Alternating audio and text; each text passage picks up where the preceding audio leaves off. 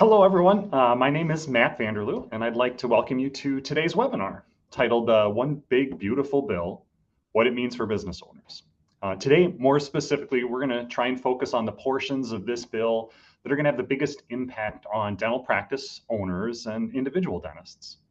We have just an obscene amount of information that we're going to try and cover today, but just a few things I want to cover real quickly up top here.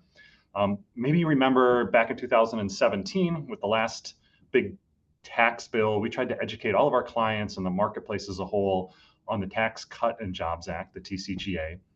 And then in 2020, we were one of the leaders in making sure that you were all up to speed on the PPP, the ERC programs, and everything else that was out there during COVID to help businesses stay afloat and keep going.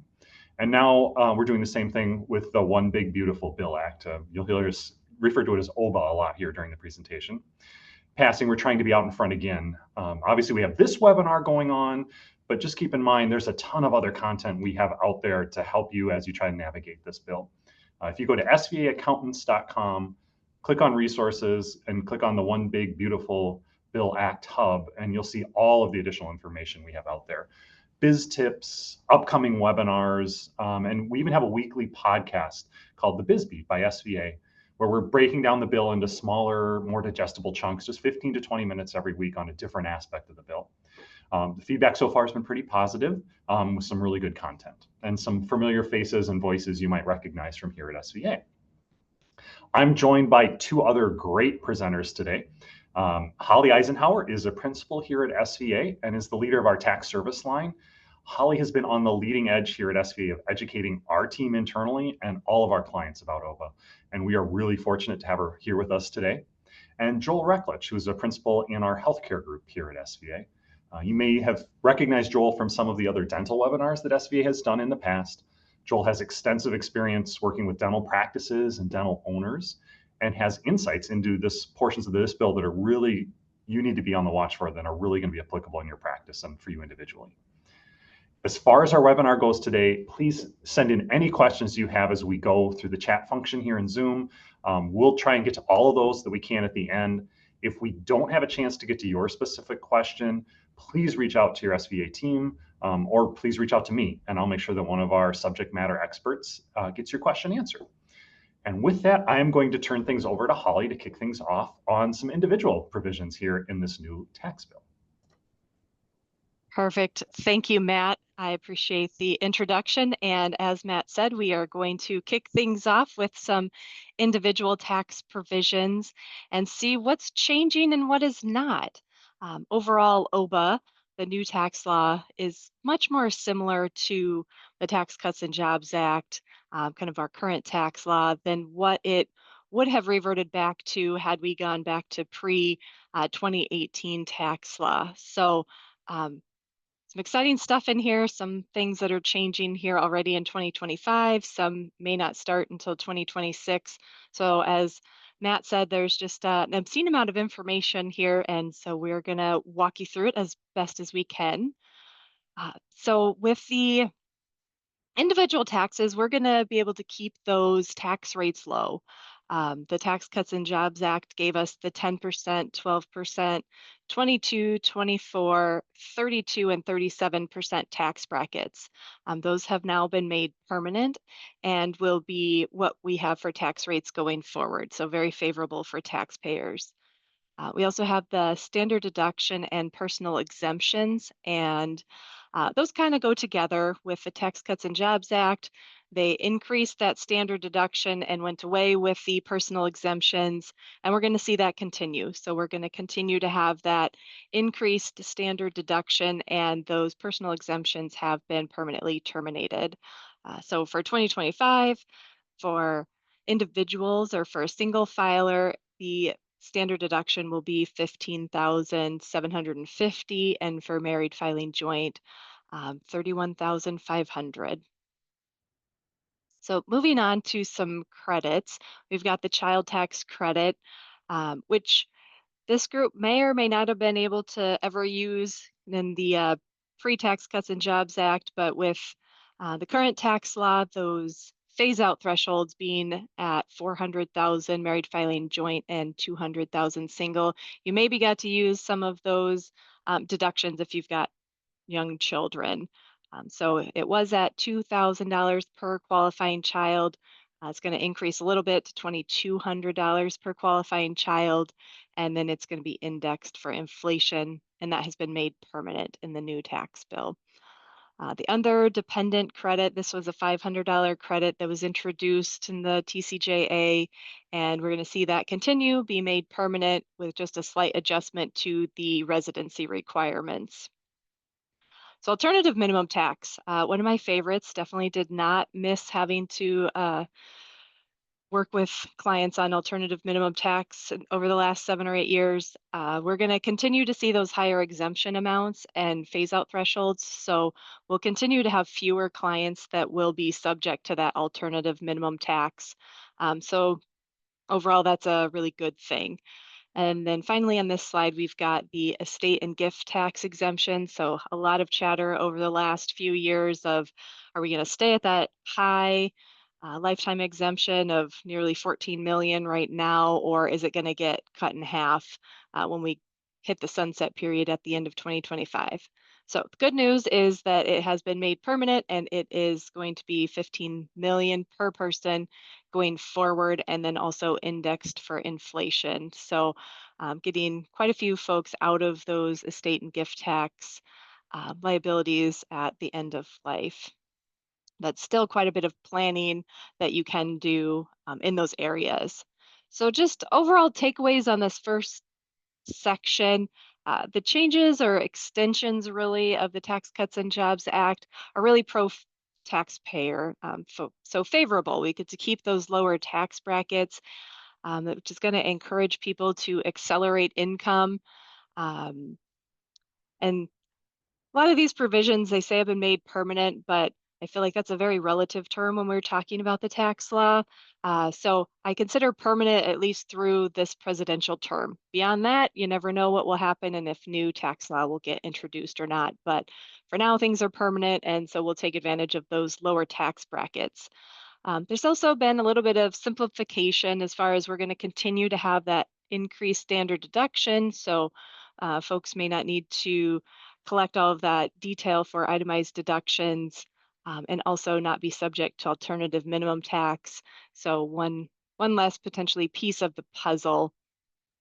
So with that increased standard deduction, we're still going to have the opportunity for what's called bunching, or often we're seeing this with charitable contributions, where someone might decide, hey, I'm going to put 3 years worth of charitable contributions and take that deduction all in 1 year, and then maybe in the following 1 or 2 years might decide I'm going to just do a little bit of charitable contributions so that I can really maximize my deductions on my tax return, right? So we've got a pretty high standard deduction, and then we also have this moving bar of our itemized deductions. And so by bunching, we can make our itemized deductions grow higher than the standard deduction in potentially 1 year, and then maybe keep those itemized deductions low so that we get to utilize that standard deduction in other years. So lots of planning you can do, especially around the charitable, if that's something that's important to you. We're going to continue to see that people will want to reduce income, and so want to do that above the line whenever possible, as that helps with those phase outs and potentially allowing you to take advantage of other um, deductions that we'll be talking about. One very common strategy we like to use is qualified charitable distributions.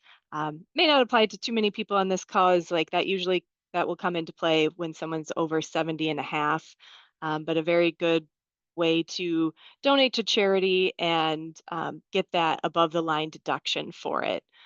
Other things that might reduce the above the line deduction or the above the line income, depending on how you're structured, whether you have self-employed health insurance or self-employed IRA contributions, could be other options.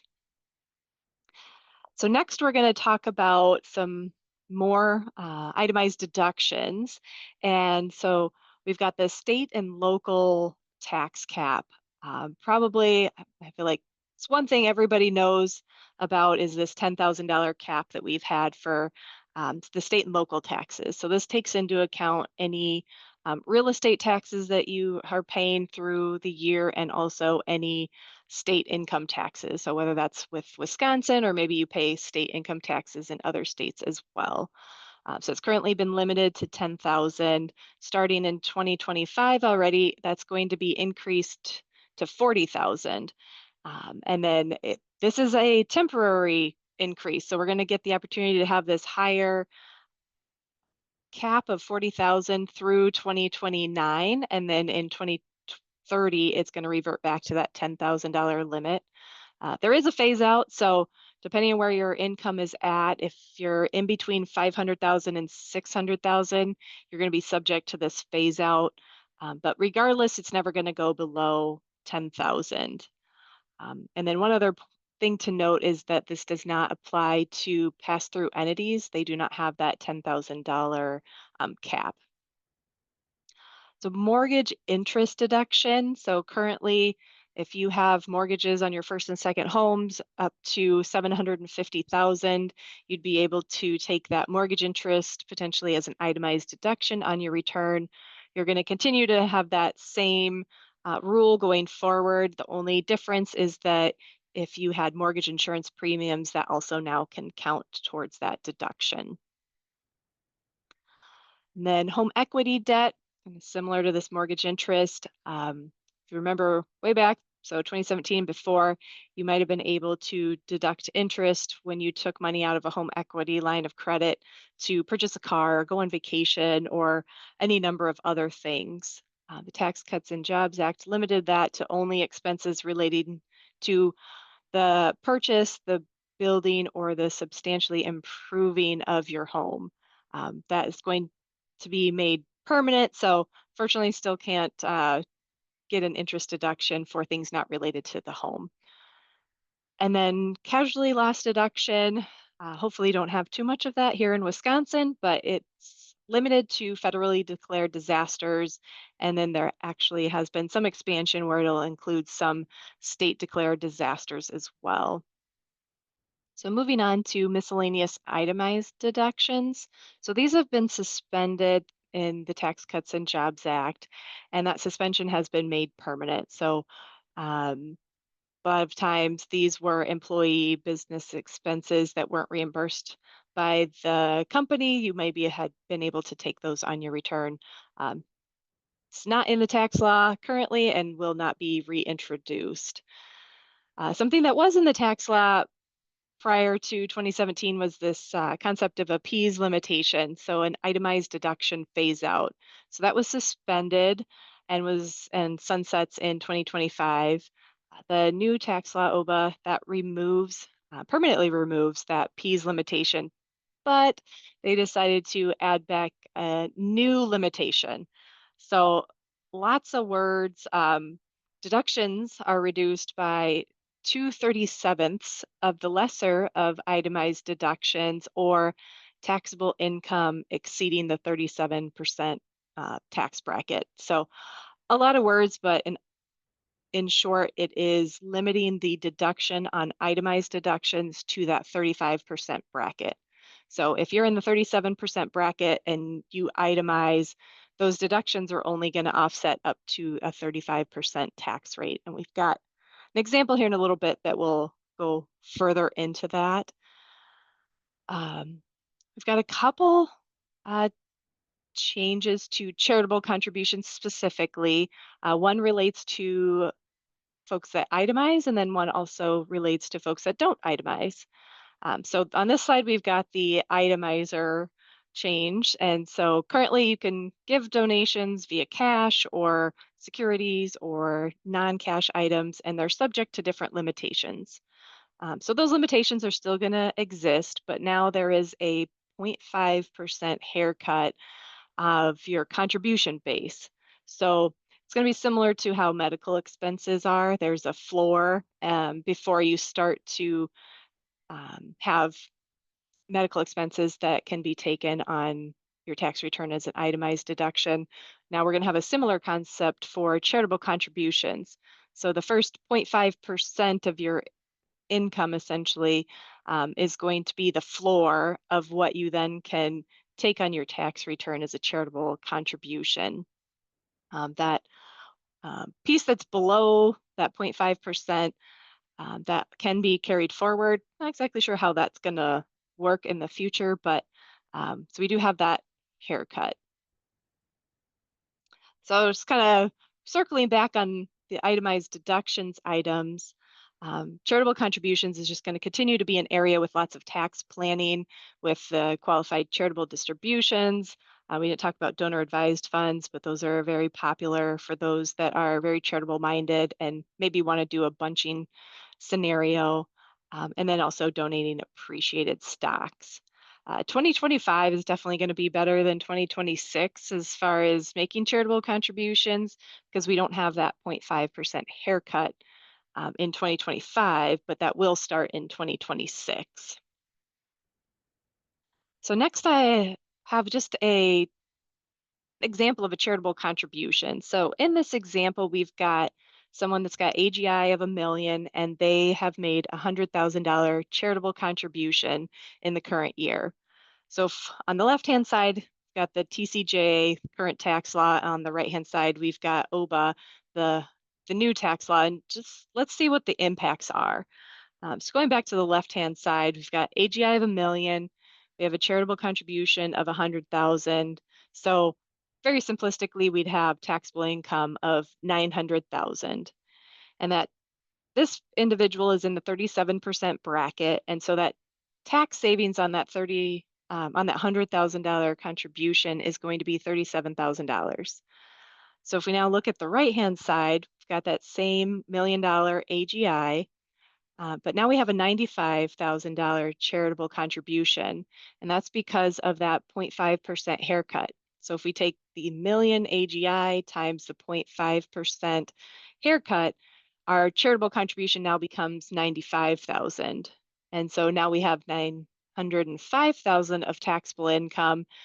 And then our tax savings on that $95,000 charitable contribution is 3,250. So what's the result? So between the two, we've got 3,750 less in tax savings, and we also have 5,000 more of taxable income. So definitely a difference between the 2 years. So again, better in 2025 than going forward. Not terrible, but just something to keep in mind. All right, so let's talk about some new individual tax items. Not too many that we're going to talk about here, but we've got the charitable contribution deduction for non-itemizers.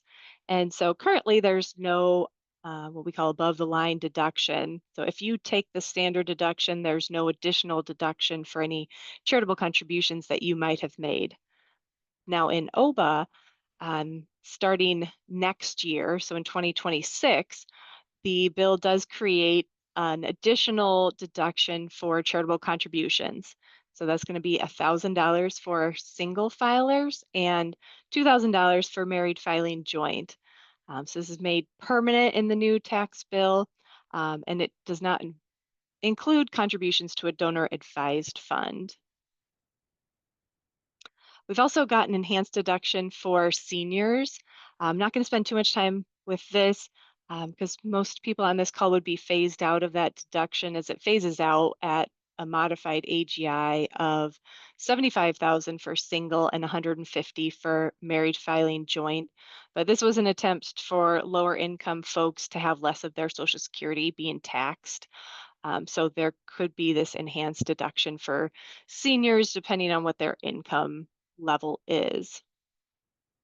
We also have an auto loan interest deduction.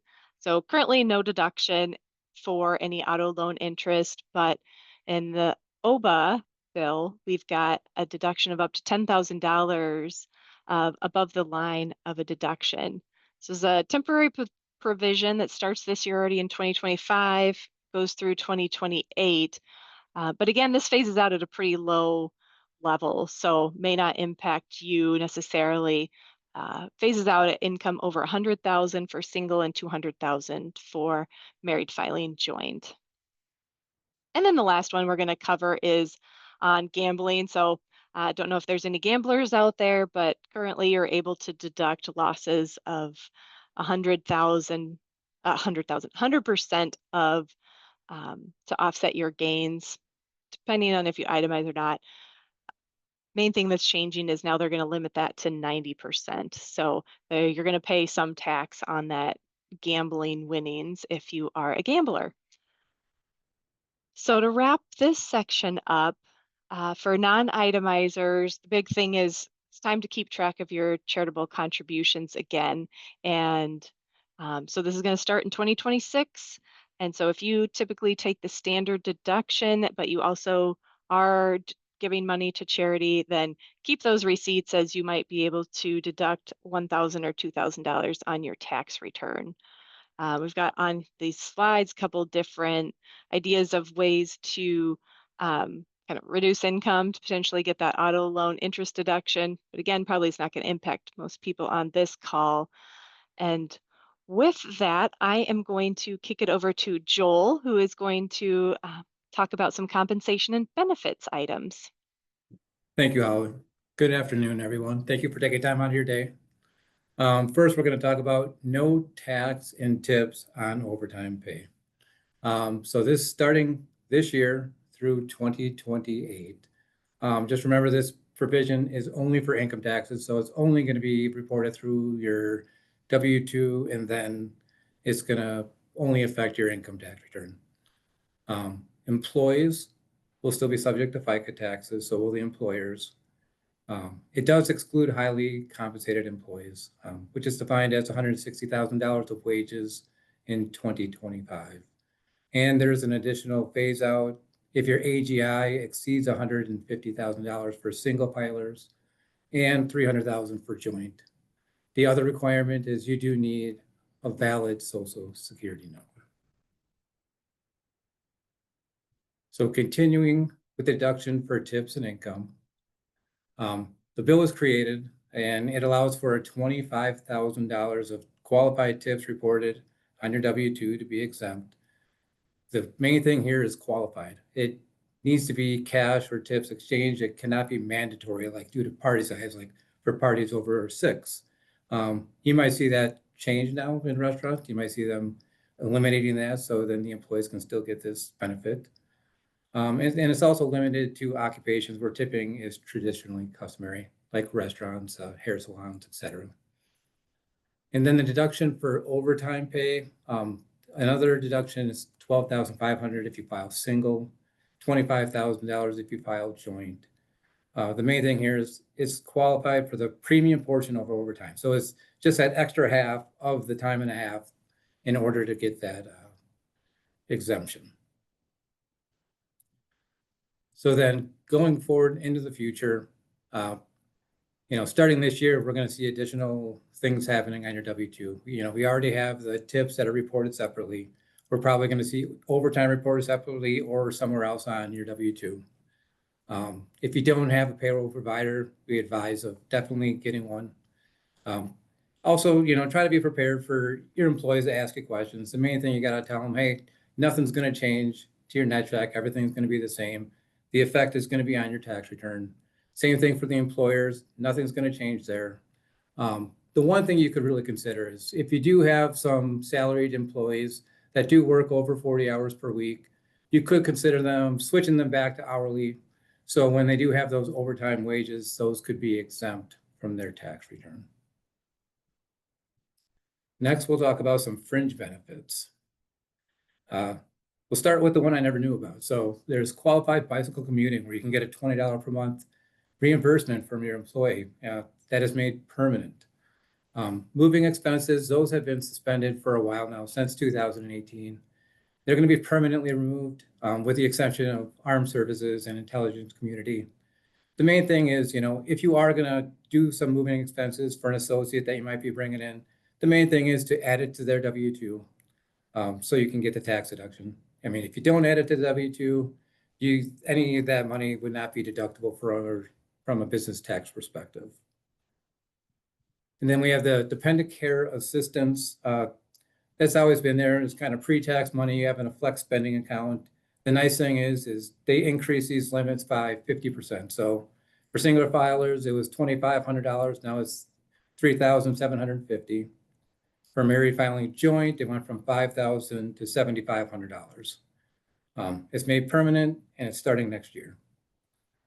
And then we have the Educational Assistance Program, which is now made permanent. It's an exclusion of $5,250 from an employee's income for qualified expenses, including student loans.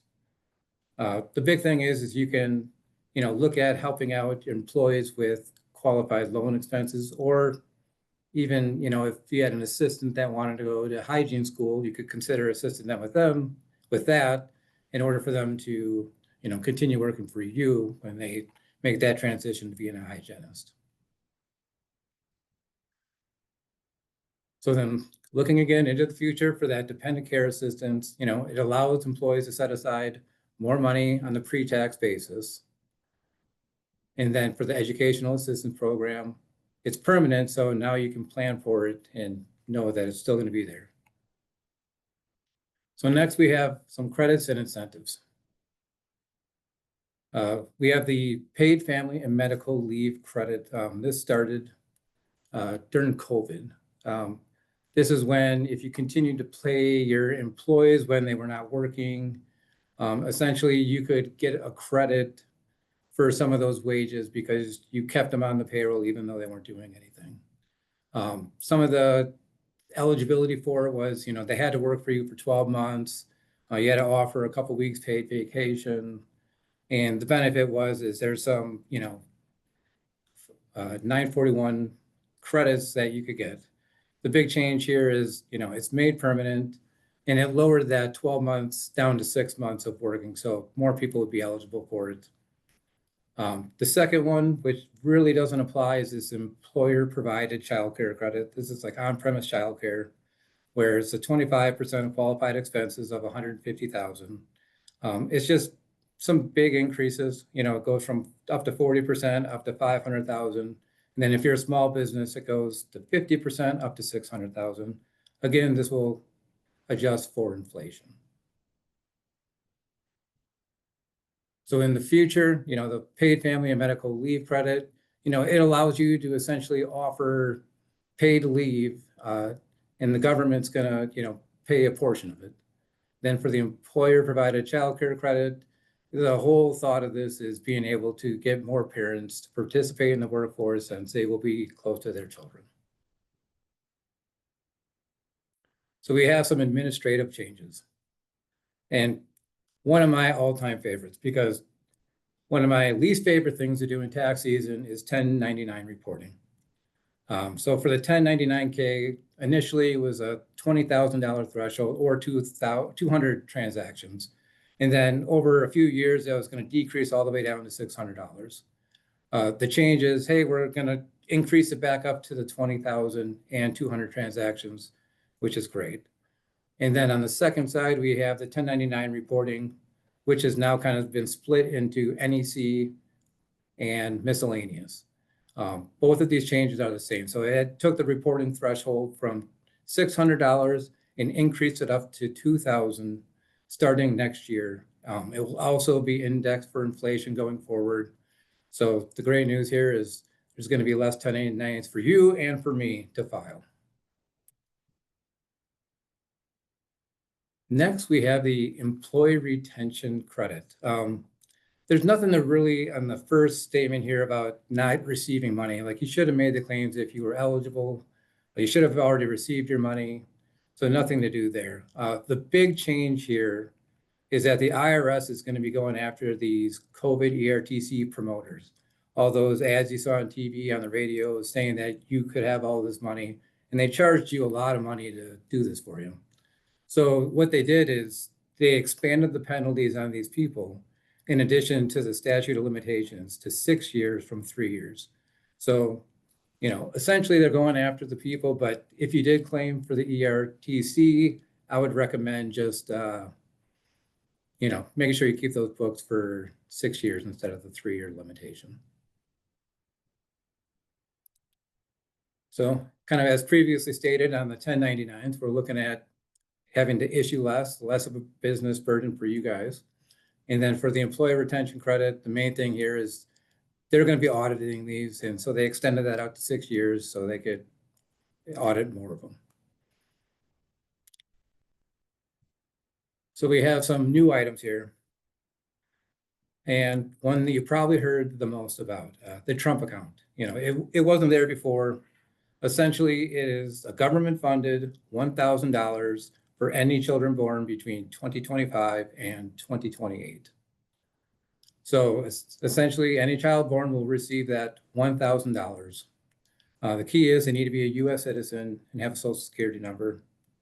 And then from that point, a parent could contribute up to $5,000 per year. And an employer could contribute up to $2,500 of that $5,000 each year until the child turns 18. Once the child does turn 18, they do have access to these funds. One of the key things here is, they're kind of treated like an IRA and kind of like Advest. You could take out the money for qualified higher educational expenses. You could do it for some small business expenses.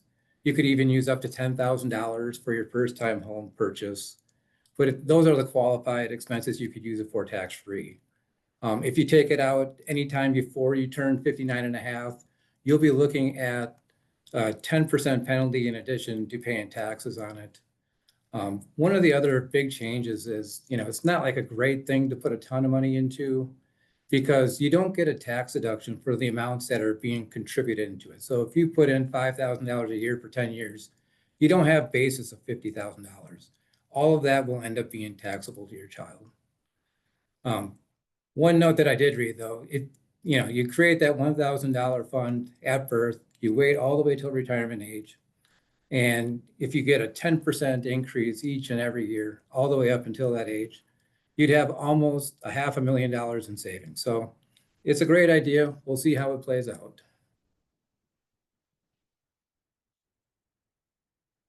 And so, yes, there will be an impact on additional savings from children.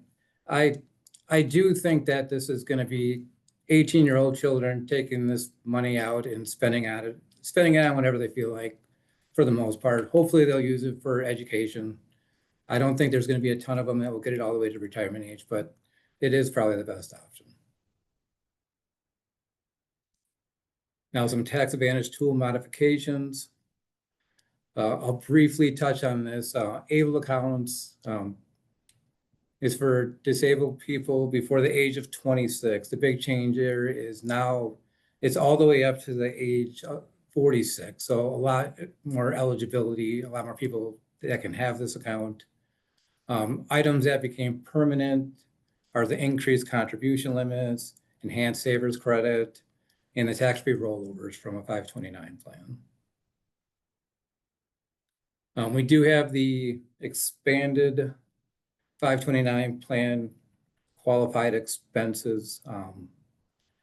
You were able to use it for kindergarten through 12th grade for private schooling. It was limited to $10,000 of tuition.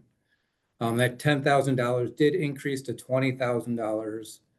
Another change is, once you get through school, you could even use maybe access funds for some post-secondary credentialing expenses to obtain or maintain licenses. For accountants, it could be, their CPA. For you, it could be your dental license. I believe you could also use it for continuing education as well. Another thing that I want to mention about 529 plans is if you do have funds left over in them after college, and they've been there for at least 15 years, you can roll over up to $35,000 into a Roth IRA tax-free, which can continue to grow tax-free all the way to retirement age and be taken out tax-free as well. There's some small changes to the HSA, the health savings accounts. Contribution limits haven't changed. They're going up slightly, for individuals, families. If each spouse is over the catch-up age, they'll have to open up a second account to make that additional catch-up payment. The changes that are nice is instead of having this high deductible healthcare plan, it also includes direct primary care arrangements, as well as the ACA bronze and catastrophic plans. There are a couple more qualified expenses as well, so that direct primary care fees, telehealth, remote care before deductible.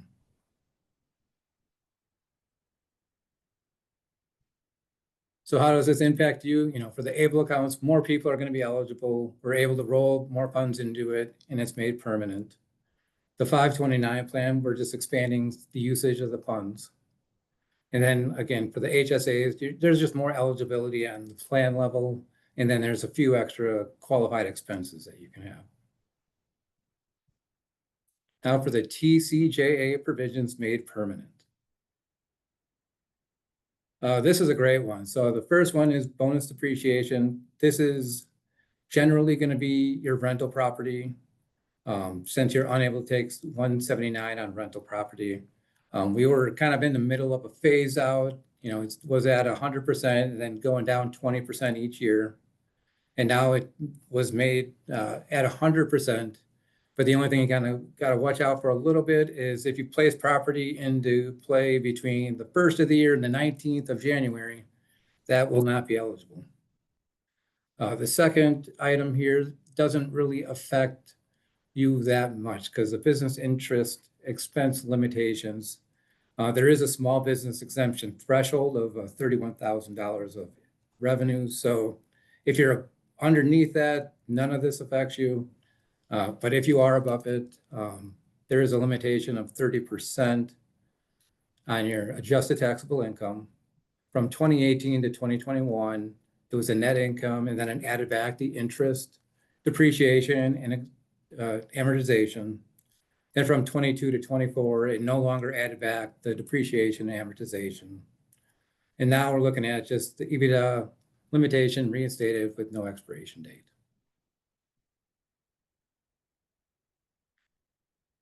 Then we have the excess business loss deduction. This was new with the TCJA. It restricted business losses for non-corporate taxpayers who could deduct against non-business income.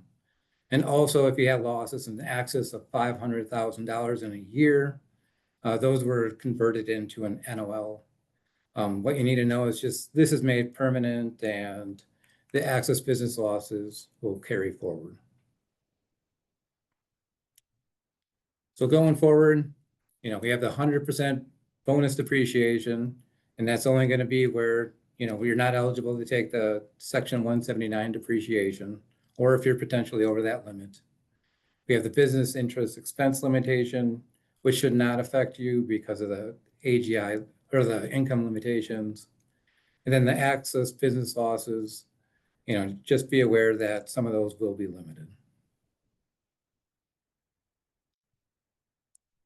I'm going to touch briefly on the research and experimental expenditures because most of you do not have any research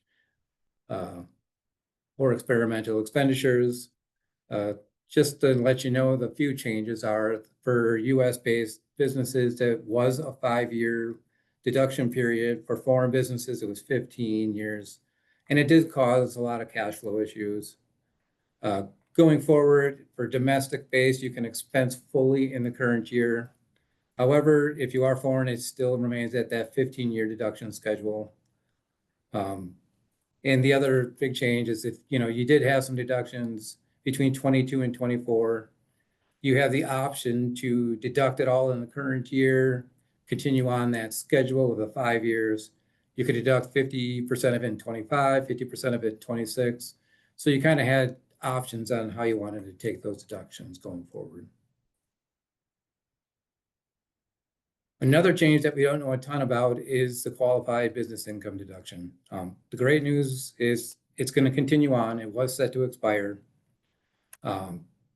There are phase outs where a lot of dentists are phased out so that pass-through income, or if you're a Schedule C, the income reported on your Schedule C, would feasibly not receive any of the qubit deduction because you just had too high of an income.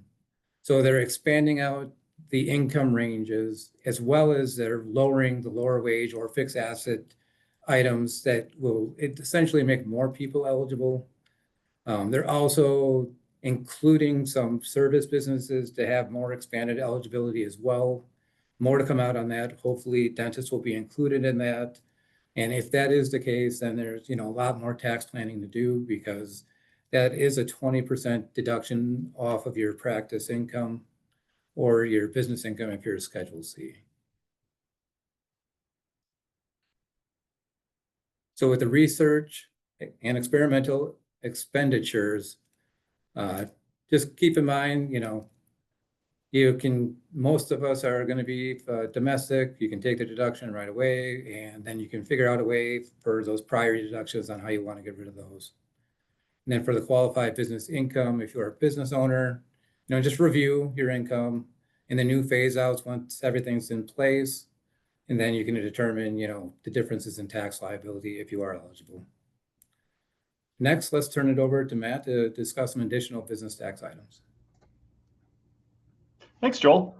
So Joel covered everything from the TCJA, that Tax Cut and Jobs Act, that got extended, made permanent. But there are some new and enhanced benefits on the business side in this new bill. First one, and I think this is a huge win and a huge positive for practices, is the enhanced 179 deduction here. So this is the deduction we use a lot in the practices we're working with, that allows us to write off the full cost of any equipment that you're acquiring during the year of acquisition. And the big changes we're seeing here are an expansion of how big that deduction could be, and a big increase on where the phase out range begins on those. And these have enhanced and grown to levels that most practices we work with don't have anything to worry about, and should be able to take full advantage of the 179 deduction. So for example, starting here in 2025, that threshold is the maximum we can expense under 179 is $2.5 million worth of asset additions in a given year. So it has to be a pretty big purchase, a lot of build outs of operatories that are happening in a year to get there. And that phase out that threshold phase out starts at $4 million. So if you're going over $4 million in acquisitions, we start to get a little bit of a limit on how much we can deduct too. So those thresholds are really high, gives us plenty of room in a dental practice to be able to take that 179 deduction on those new additions. And we generally prefer this 179 deduction for a lot of reasons. The big one being, we can use this 179 deduction on an asset by asset basis. So we can expense the computer equipment or the office furniture and equipment, or both if we need to really manage where we want taxable income to be. So really powerful deduction. And we're glad to see it here in that expanded role. Applies to almost everything you're going to buy within the practice: personal property, dental equipment, office furniture, computer equipment, off-the-shelf software, and even some qualified real property that we'll talk about in a minute. And again, we've got great limits, and those limits are going to continue to go up based on inflation going forward. So really happy about that. This is a big win for dental practices. In addition to that 179, we see some expansion of qualified real property definitions. So qualified real property, those are leasehold improvements you're making to space. If you're building out a restaurant, if you're building out a retail establishment, there are some opportunities to take 179 deduction on all of those build out costs, which is a really powerful way to reduce income in that year of acquisition in a new space. So what we see here is an extension and some new categories here. So for dental practices, I think where we're most going to see this is in that qualified leasehold improvement property section. So these are improvements that you're making to the interior of a non-residential building that you're leasing. So if you're looking at moving, or if you are in the process of moving to a new space that you don't own in the practice that you're going to be leasing, we might have an opportunity here through this qualified leasehold improvement issue area to deduct a lot of those build out costs that you might have, and really have a positive impact on your taxable income, i.e. reduce your taxable income and really save you taxes in that year. And we've got some more flexibility in terms of timing here, because you can see there it's for those improvements that are placed in service within 3 years of construction of the property. So we've got a little bit of a window if it's to really extend out how long we can take that deduction. We see some changes to 100%, the 100% bonus depreciation. Joel really talked about the extension and now the new permanent nature of that deduction from the TCJA. What we see here is that the One Big Beautiful Bill has extended that and lets it apply to some qualified production property. I think the idea here is really targeted at manufacturing and production and any improvements to non-residential real property that relate to in a manufacturer or some other production facility and have a substantial transformation of the property. Need some more rules to come out around this, because there might be some opportunities to apply this 100% bonus depreciation if we're talking about the build out of a dental office too. Not exactly manufacturing space, but definitely potentially production space, depending on how exactly that gets defined as we get the detailed rules from the IRS. So there might be some opportunities here if, for whatever reason, 179 isn't an option for that qualified space, where the 100% bonus depreciation might be a great opportunity to accelerate some deductions and take advantage of this rule. Some changes, enhancements around the business meal deduction under the TCJA, 50% deduction for ordinary business meals if they're not lavish, if the taxpayer is there, kind of the standard rules we're all used to. With the OBA, we see that 50% deduction gets retained for those ordinary business meals. Can't be lavish. There's a fishing industry exemption here that makes it a little bit better. Entertainment deduction still not, or entertainment expenses still not deductible, so we don't see a big change here. I think this is important here. We got some clarity. We had some transitionary temporary rules during COVID there. There was a brief period of time in COVID where that business meal deduction increased from 50% to 100% as the government was trying to work to stimulate some economic activity, get people out and spending dollars in restaurants again. We had that brief period of time where we got that 100% deduction. The OVA here clarifies that we're back at that 50% deduction. Entertainment still not deductible. A little bit of a difference here in federal rules and state rules. If you're a practice in Wisconsin, the state of Wisconsin still does allow deduction of entertainment expenses limited to 50% of the expense. So we do have a little bit of a difference here and a lack of alignment between the federal rules and the state rules. But typically not a huge deduction in dental practices anyway, so we're not too worried about that difference. So as we look to the future, that 179 deduction gives us some increased opportunities, specifically restaurants, but I think also in build out of dental offices, to get a little bit bigger deduction on those improvements you're making to the property as you move into a new office. Same thing with bonus depreciation, some additional opportunities there, and some benefits and pros and cons between the 179 deduction and the bonus depreciation that we'll work through as we plan with individuals and clients.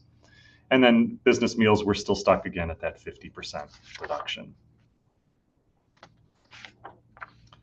A couple other modifications, minor changes to some pieces of the tax code that I don't think are going to be as applicable to most dental offices, but I want to hit on them just real briefly so people know they're there and know about the changes.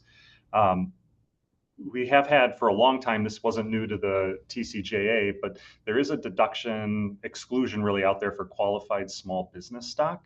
If you own stock in a domestic C corporation and you've got a gain from the sale, if you meet specific rules, you can exclude some or all of that gain. Really, the big change here is that corporation had to have gross assets equal to or less than $50 million. That limit is now increased to $75 million. Could be applicable. We don't see this very often in dental practices because you have to be a C corporation. And most of the dental practices we're working with have made that switch in the election to be taxed as an S corporation, just because of some huge benefits to being an S corporation as you're operating the practice that usually far outweigh the benefits you might get from this deduction on the back end when you're selling the practice. The other challenge we have with utilizing this exclusion in the sale of a practice is that most often when we see a sale of a dental practice, we're not selling stock, we're selling the assets that are within that practice, so this deduction doesn't apply. So not a big win here for dental practices, but in a few very limited situations, this might be something worth taking a look at and taking advantage of. We also have some changes to qualified opportunity zones. Again, not something that's going to benefit the dental practice, but this might be something to take a look at for some individual dentists out there.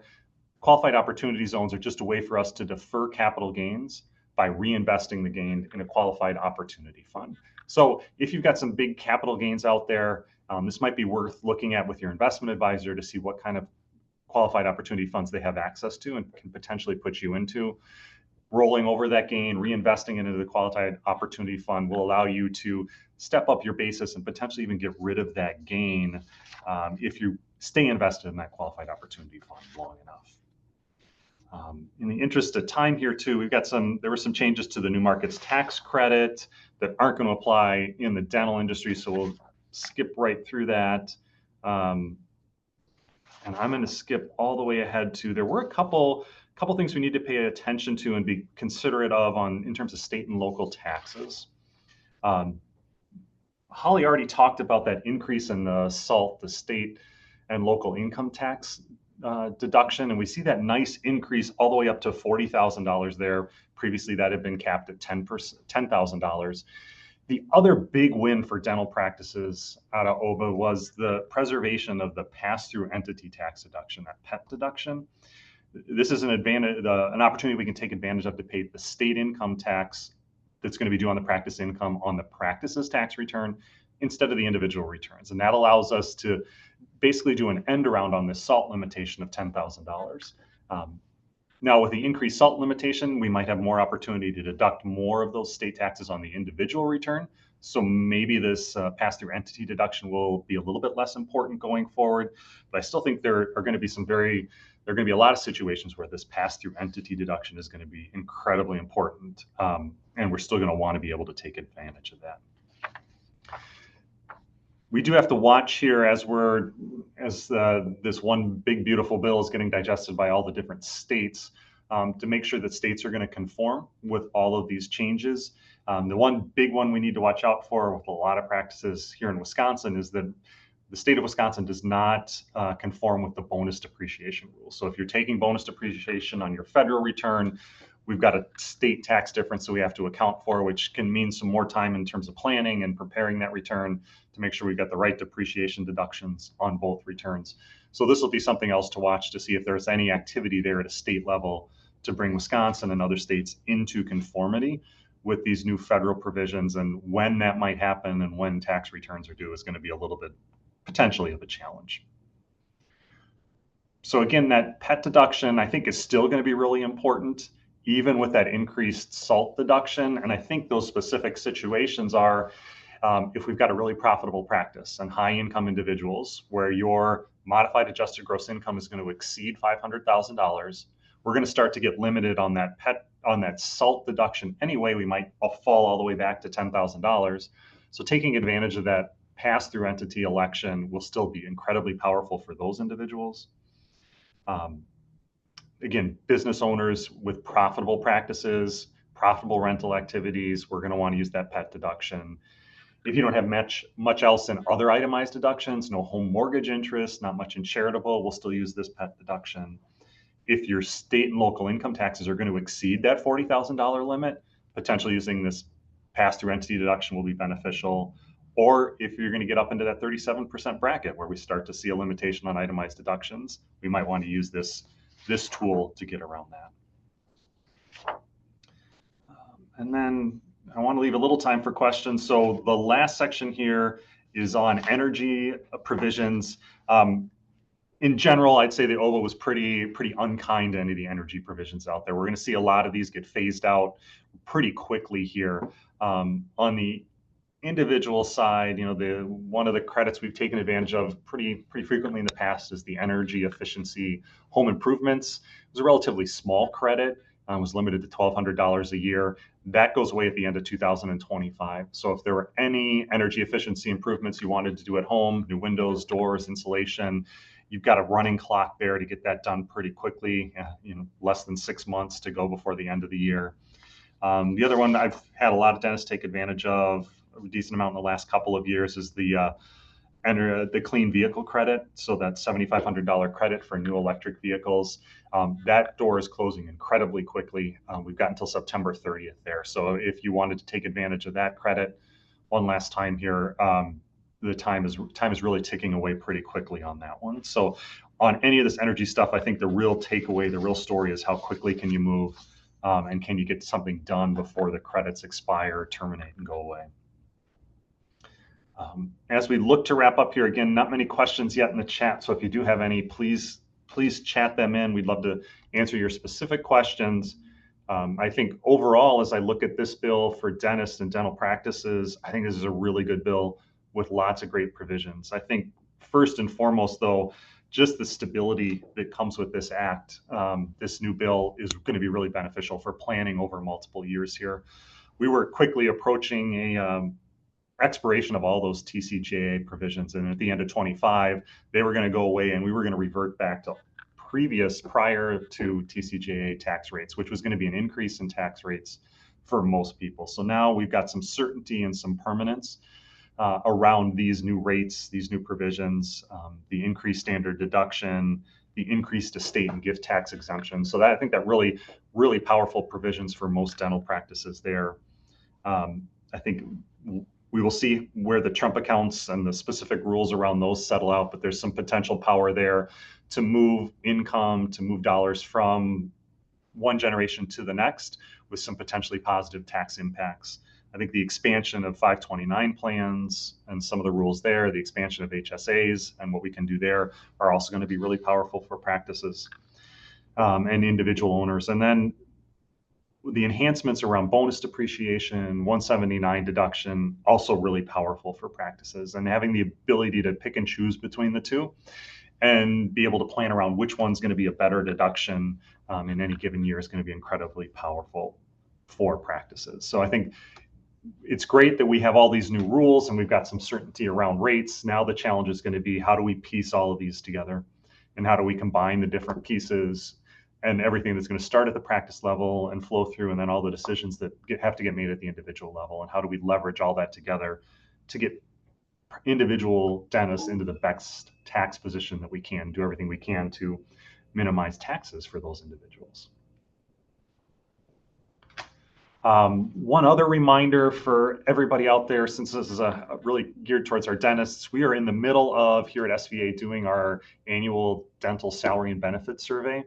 If you haven't had a chance yet to respond to that, please reach out to me and I can get you a link to enter in all that information. We're trying to collect as much information as we can to get all of that and to put together a really good survey for folks. You can also go to sva.com/dental 2025 to find a link to that. So we'd love to have everybody we can participate in that. So we've got some robust information for everyone. As we wrap up here, I'd like to thank you for taking the time for participating with us today.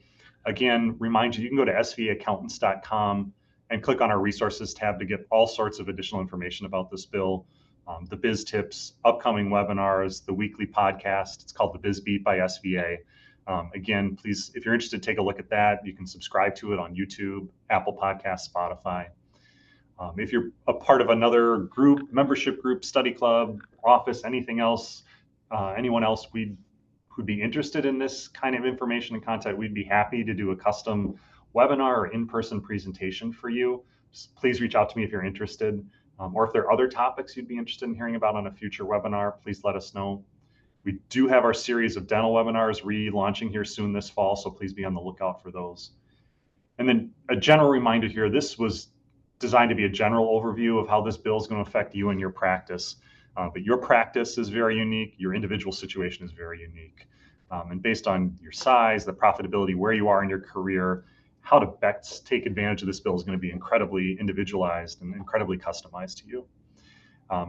Which means you need to have a strong tax and business advisor to help you navigate through all of this and help you decide what's best for you and for your practice. And that's where SVA can come in. And if you haven't been doing proactive tax planning, now is the time to start and make sure you're taking full advantage of everything in this bill. We're only a phone call away. So if you're a client, please go ahead and reach out to your SVA professional as questions arise. And if you're not currently an SVA client, please contact me and I can get you the help and the answers you need.